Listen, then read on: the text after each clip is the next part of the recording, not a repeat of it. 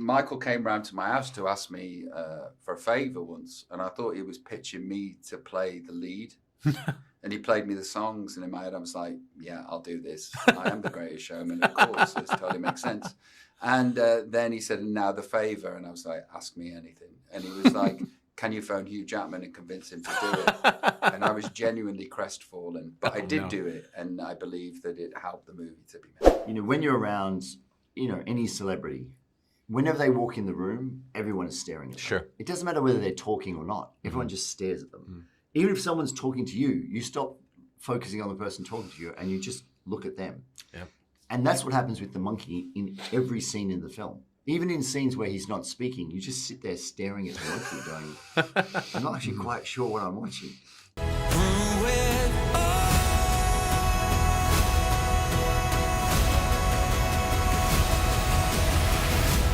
So, the story starts. I'm loving angels instead.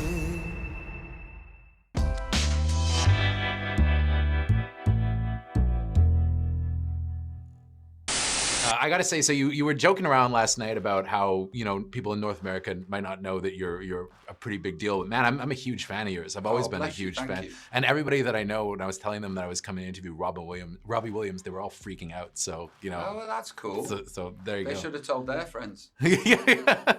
But I mean, what was your reaction when Michael told you that you were going to be played in the movie by a CGI monkey? The reaction was yes. Yeah. You know, I've been asleep at the wheel with my career where, you know, being interesting is concerned because, you know, I've been so concentrating on bringing back what once was and how did I do it? Because, oh my God, radio stopped playing me. What do I do? Let's recreate.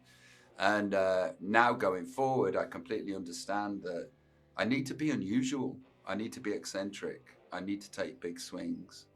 And there is nothing more a bigger swing than you can take by being a CGI monkey in your biopic. Well, I mean, I was writing in my review, I think the craziest thing about it isn't that it's a CGI monkey. It's the fact that it works so well, though. That's the thing. Like, it really got me after like 2 minutes. I was into it, you know? How you mentioned that you'd seen it a few times already. What was it like seeing your life kind of depicted on this massive canvas and and like an epic scope too? A relief. Yeah. You know, because, you know, you were saying, how's it going to work? And then it just does. I always thought it just would. Mm-hmm. And then before I sat down to watch it for the first time, I was like, oh my God, what if it doesn't? And then it did. So what it's like is so many things wrapped up into one. You know, there is cynical capitalist me that's thrilled that there's this opportunity to, you know, have the wind behind my sails for the third act of my career. And then there's altruistic, compassionate, kind me that goes, hey, this might make people, they might recognize themselves in this and it might do something healing to them. Well, I mean, I think we've all had moments where we can recognize, you know, your behavior in the movie in our own lives. Maybe not, you know, on an international scale, but you know. One other thing about it that's kind of interesting too, though, is that, you know, you had mentioned that you're not as well known in North America as you are overseas, but people will see this movie though, and will be hearing your music and experiencing your music for the first time in a really amazing way. I mean, that has to be something that you must be looking forward to, that people get to experience it this way, like in this kind of, in a really intriguing manner too. I feel like I should have felt when I was an aspiring musician, entertainer that had been signed for the first time. Mm-hmm. You know, the first time that happened, I had a manager that I didn't like, and I was with four boys that were vying for position in life and in the entertainment industry and with each other and in their own families, which made, you know, enjoyment very difficult to procure. And then the same with the solo career, because, you know, by that time I was an addict because of everything that had happened. With this third bite at the apple, I want to stand in the middle of it wide-eyed and take in all the good that can come from omnipresence and success, you know, touch wood. And I mean, Would it have been strange for you also to have seen, like, let's say they didn't go this route. Let's say they didn't, have the unique idea to use a CGI chimpanzee in the role. Would it have been strange to you to see another actor try to play you? Because I feel like it would be difficult to find somebody that could realistically play you from the time you were and take that when you were a teenager to, the man you are today, right? Like running that scope of time, it would have been hard to believe almost. I have a very, very difficult accent, and my accents have changed throughout the years. The Stoke accent is almost impossible to do for people that aren't from Stoke. So that would have been, that would have made me not be able to suspend disbelief. I don't know. You're asking me to imagine something that would be very difficult to imagine. I couldn't have imagined this until I saw it. And how about working with Jonno? I mean, that must have been kind of, because I do find that he got your mannerisms right, and I could see the performance coming through too. But it's your eyes, though. It's your eyes, right, the whole time. It is, and bits of me are me in it. Yeah. And it's a very strange bond that you have that not many people will be able to experience, having a biography done about you while you're still alive. Have somebody play you, there is something unique about that I'm really, really enjoying. And also it does help that A, he's a wonderful human being, and B, incredibly talented. And Michael's a really interesting director too, though. Had you seen The Greatest Showman before you saw this? Yeah, of course, yeah. Michael came round to my house to ask me for a favor once, and I thought he was pitching me to play the lead. And he played me the songs, and in my head I was like, yeah, I'll do this. I am The Greatest Showman, of course. This totally makes sense. And then he said, now the favor. And I was like, ask me anything. And he was like, can you phone Hugh Jackman and convince him to do it? And I was genuinely crestfallen. But I did do it, and I believe that it helped the movie to be made. Are you a film fan in general? Like, what kind? I think people are interested in that. What kind of movies does Robbie Williams watch? Like, what kind of stuff do you like? Okay, so I am. Yeah. And I'm not, because I've seen living in Los Angeles, Sure. I've seen the inner workings of the film industry. And I can't escape the fact that actor's a tit. Yes. She's a bitch. The director's a dickhead with a God complex. So, you sort of see how the burger's made.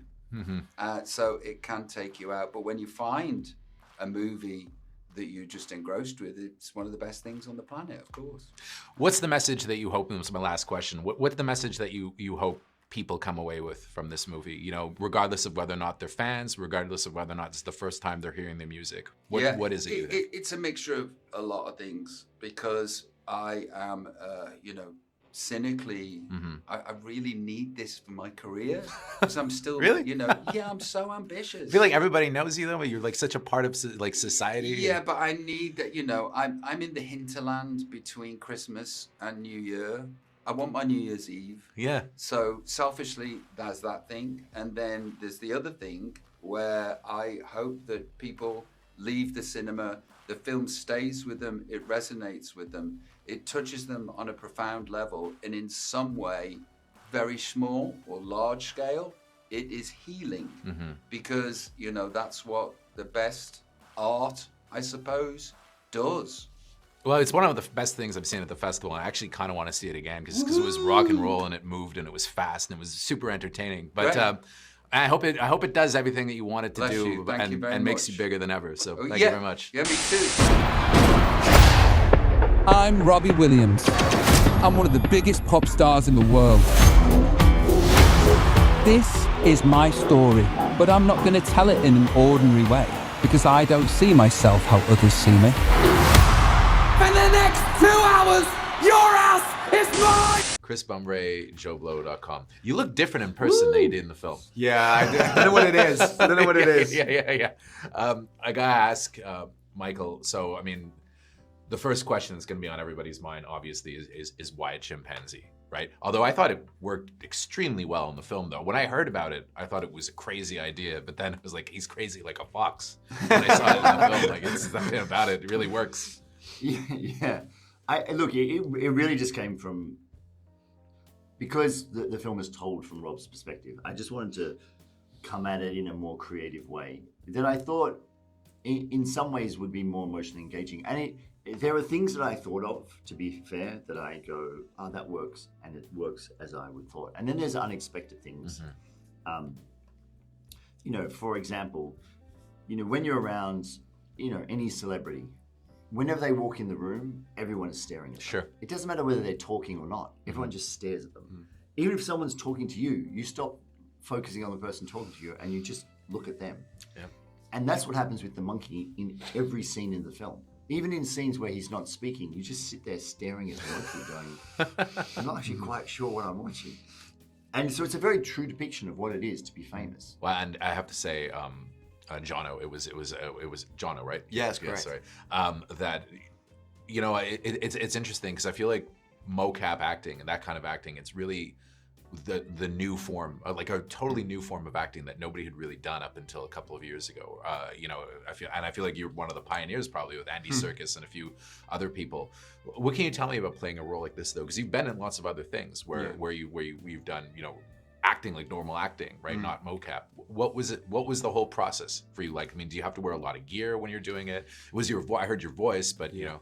Yeah, I mean, a lot of gear, great tracksuit pants, essentially, 101 dots on the face, so that the animators could have just so much detail, so that we'd hope that the nuanced stuff, not just the larger than life musical numbers, but the really kind of emotional scenes, the painful scenes, that they all transfer over when the monkey's rendered. But in terms of prepping for the role, it didn't really change too much with it being motion capture, because it was all about bringing Robbie to life, bringing his, you know, his demons to life, and playing the heart of him rather than worrying about the technical aspect. So it was working on his voice, working on his, you know, his idiosyncrasies, how he holds himself, how he shifts when he's in front of a camera to when he's not. And I think that was something that I really wanted to capture, was that a lot of people know the stage version of Rob, but they don't know the intimate version of Rob that sat at home with Nan, with Mum, on the couch watching the TV. So it was trying to get a well-rounded performance and bringing that to life. And trusting in Weta's ability, trusting in Michael's ability, that they would then help transfer that over for the final product. But you know, Andy Serkis, like you said, he is the godfather, the pioneer. You had Benedict Cumberbatch, Smaug. And, you know, I think they both went about it as well in terms of, it's just, how do I tell the story? How do I make sure that I'm true to the character, I'm nice and grounded, and then let the work happen from there. Well, you do need, I mean, I think that you absolutely need a person there who's actually giving a performance, right? Rather than having a CGI creation. And it makes all the difference in the world, where you have an actor who's doing a legitimate acting job, you know, and who's giving actual life to the character rather than just somebody creating it. Yeah, no, it's everything. Like, I credit also to Weta, because some of the most magical moments in the entire film are not the things that you would think. They're not the big spectacle things. You know, a scene like Something Beautiful, where he's just at the window and he's about to sing, and you can just see him going through what it means for him to say these words. It's an incredibly subtle performance as he takes those first steps into that song. And Jonno did it on the day, but to watch it translate and the level of subtlety that they've captured in that performance it's just breathtaking, you know. You do kind of, though, forget you're watching a monkey, though. Like when I was watching the movie, like I don't know, I think there was something about, you know, when you did it this way, I didn't see him as, you know, when you watch a movie, a biopic, let's say you watch Elvis or something, it's Austin Butler playing Elvis. I'm watching Austin Butler do Elvis. I'm like, oh, what an interesting impersonation. Where this more, I'm watching the gentleman, see, I did feel like, oh, this is Robbie. This is just the character, right? There's not that remove that you get sometimes when there's an actor. When there's like, when you see their face. No, completely. Yeah. One of the hardest things to shake on any musical biopic is to stop you going, oh, he looks like insert star there. Yeah, exactly. Oh, but now he looks like, you know, you're constantly seeing the person playing him and seeing the person being played. And depending on how successful the moment is, you either get lost and just think, yes, it is Elton John. Yes, it is Freddie Mercury. And in other moments, you're going, oh, this actor's doing a great job playing that role. You know, even if it's a fantastic performance, you still go, oh, that actor did a great job being that person. To lose that conversation in your mind completely is to just accept that the monkey is Robbie. Well, not only that, but I mean, the thing about you in this movie too is that you got to play him from a pretty young age to an older age, where it's like, I don't know if they would have been able to have the same actor play him in his Take That days as opposed to his later era. So there's a continuity in the performance that you wouldn't have otherwise too. Yeah. But did you have to change kind of your physical gait as he got older a little bit, or? Yeah, for sure. I mean, vocally, playing with pitch, and even accent-wise, Rob's accent from kind of 15 to 20, when he joined the Take That Boys, kind of bounced around all over the shop. So we're playing with that. But then also, addiction and drinks and drugs and how that affects the body, how that brings so much more weight and less freedom. And also with his emotional torment, it was the natural flamboyance, the natural energy was starting to have to be found in him. He had to start conjuring it rather than it just naturally coming out. So it was great. Like you said, it's very rare that people get to play, I say, a 15 to 20 year span. Sure. Never. And very rare. So that was a really nice thing to be able to do. One last thing I got to ask. So I'm Canadian. I'm from Montreal, and Robbie Williams was definitely like kind of a cult star, I think, in Canada, and the same thing in the US. But it's interesting because I'm looking at this from a North American perspective. People don't, and he even said this himself at the premiere last night, people don't realize how he's a household name in the rest of the world, one of the biggest stars on the planet, right? Yeah.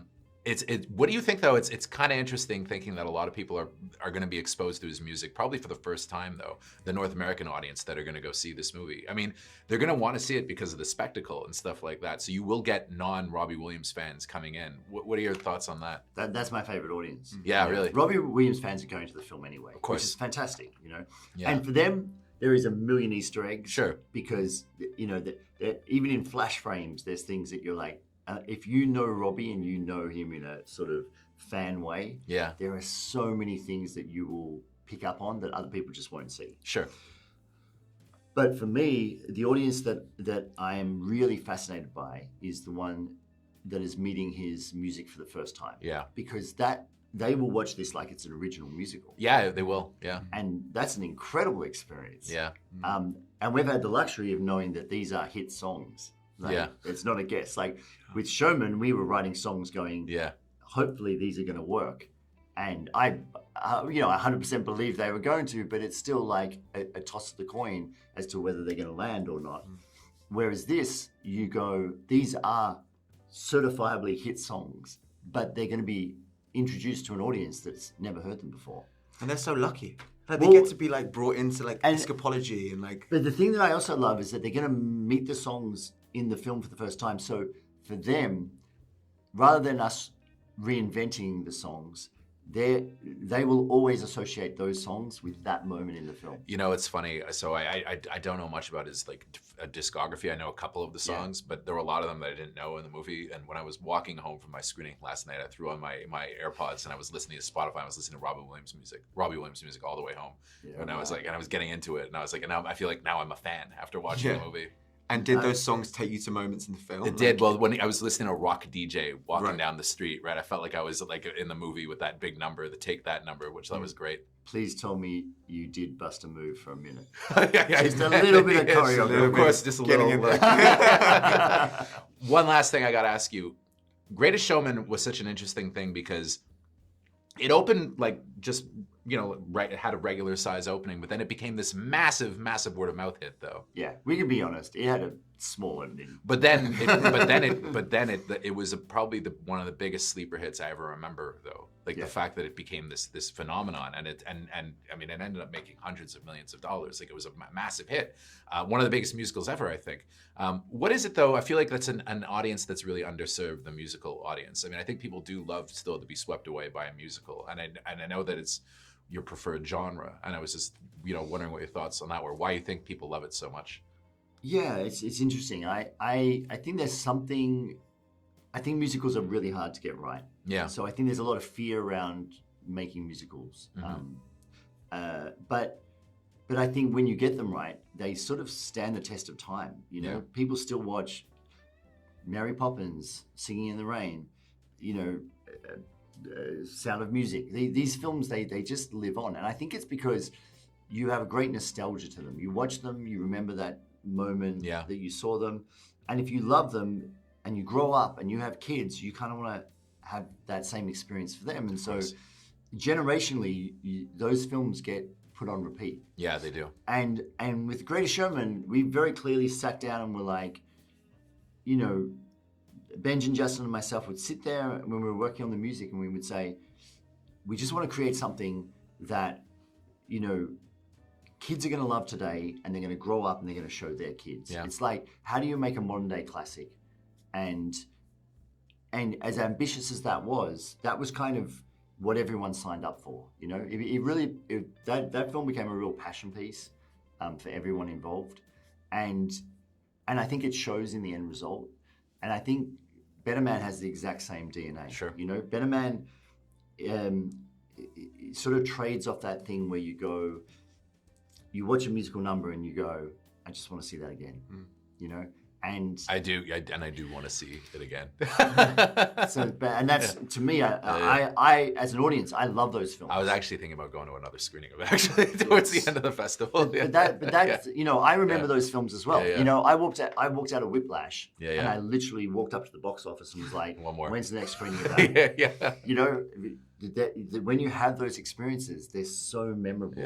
And I think that's one of the great things about musicals. It's a world that you go into and you want to go back and revisit that world. Absolutely. And there's such a cinematic experience, musicals, when done well. And the audience getting into it, too. Well, there's an anticipation when you're sat in the auditorium, you know, going through the trailers. You know, it's like going to the theatre, right? When you go to a great West End Broadway show, there's that buzz around the place that only I think musicals can provide. It's that Saturday night feeling, the smell of popcorn. You know, it's like a blockbuster event. You can also tell when an audience has been before. I learned this on Showman. So I used to go into the cinema when it was running for so long. Sure. When I was in different countries, I'd just like sneak into the back and just watch people watching the film. You narcissist. Yeah. I was really fascinated by the audience. And just before the musical numbers, a little wave goes through the audience it's true. As people lean forward. And you immediately go, they've seen this before. Thank you very much, guys. I appreciate it. It was great.